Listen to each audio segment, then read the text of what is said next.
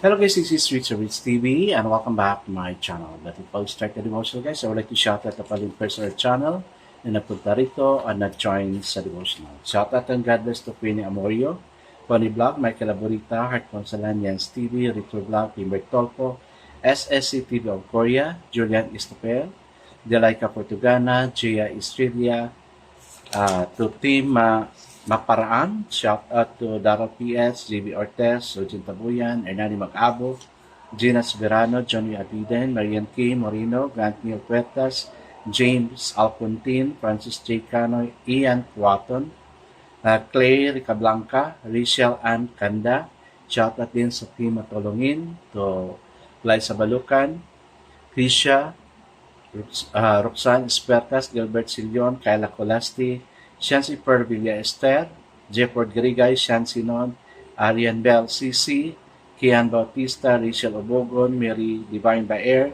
Jesteriel Bersaga, Rachel Mariano, Jeneline Solon, Levelyn Salustiano, Kate Maureen Lasanas, Jasmine Limbago, Kirby Valuser. Ang shoutout din sa Team Asonarin, to Genial Nicolas, Ashley Balani, GM Davalos, Micaela Burla, Rodan Kagalawan, James Tariao, Ayesa Shane Oracion, Krisha Calago, Arbian Tabunan, Kent Noble, Clarice Silado, Mark Binghay, Kelly Abijo, Kathleen Villegas, Chelsea Bon del Pilar, Yona Matadling, Ernest Lupino, Maria Kaay, Claire Lanis, Laberni Cahitas, Crisal Pama, Dave Mansagiton, Divine Vergara, Joanna Auditor, and John Linon Salana. Shoutout na rin sa mga hindi nakisabay naman doon sa at makinig sa devotional, but still nakita pa rin dito para manood at makinig sa devotional. God bless us all, guys.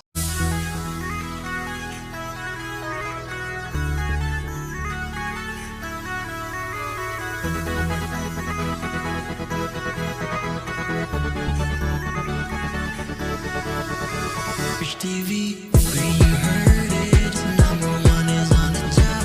Good advice is they'll never stop. Rich TV, where you heard it, number one is on the top. Good advice is they'll never stop.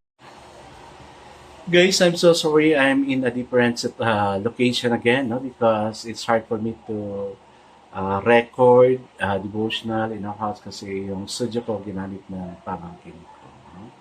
She used my studio as my sort of study, no?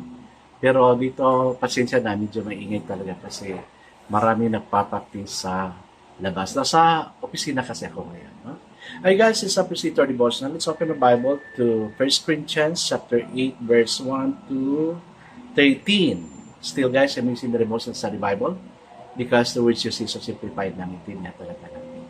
Okay, the word of the Lord in 1 Corinthians chapter 8, verse 1 to 13. This is about food sacrificed to idols. And it says, now about food sacrificed to idols, we know that we will all possess knowledge. Knowledge puff up, but love builds up. The man who thinks he knows something does not yet know as he ought to know. But the man who loves God is known by God. So then, about eating food sacrificed to idols, we know that an idol is nothing at all in the world, and that there is no God but one. For even if there are so-called gods, whether in heaven or on earth, as indeed there are many gods and many lords.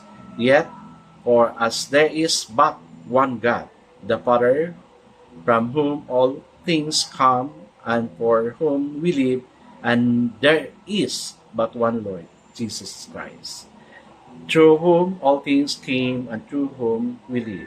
But not everyone knows this. Some people are still so accustomed to idols that when they eat such food, they think of it as having been sacrificed to an idol. And since their conscience is sweet, it is defiled. But food does not bring us near to God. We are no worse if we do not eat, and no better if we do. Be careful, however, that the exercise of your freedom does not become a stumbling block to the weak. But if anyone with a weak conscience sees you who have this knowledge eating in an idol's temple, won't he be emboldened to eat what has been sacrificed to idols? So this week, brothers, for whom Christ died, is destroyed by your knowledge. When you sin against your brother in this way and wound their weak conscience, you sin against Christ. Therefore, if what I eat causes my brother to fall into sin, I will never eat meat again, so that I will not cause him to fail. Amen and amen. Alright guys, let's not pray. Yes, Father God, we're so often so conscious about the food we eat, particularly if it's being offered to an idol. Lord, if we have eaten food offered to an idol, we pray to please forgive us. Make us worthy of you, O Lord. Kasi sa culture namin, no, ganit talaga maiwasan na we're going to prepare something and offer it, O Lord. Lord, forgive us. We have done this in the past and even today, if many are doing it. Lord, forgive us.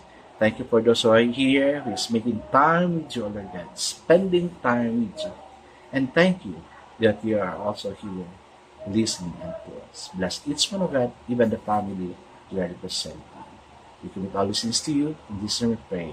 Amen and amen. The focus verse for this evening, guys, is found in 1 Corinthians 8:9, and it says, "Be careful, however, that the exercise of your freedom does not become a stumbling block to the weak."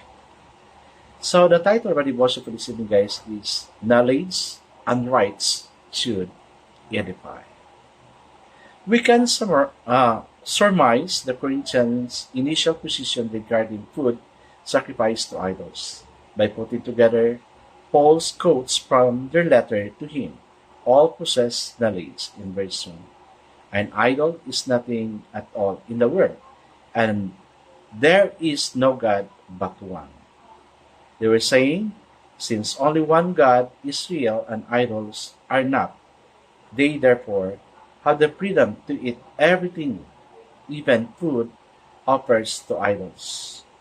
Anywhere, temple, marketplaces, counts, but Paul exhorted these knowledgeable and more mature believers to act always in loving consideration to those new in their faith.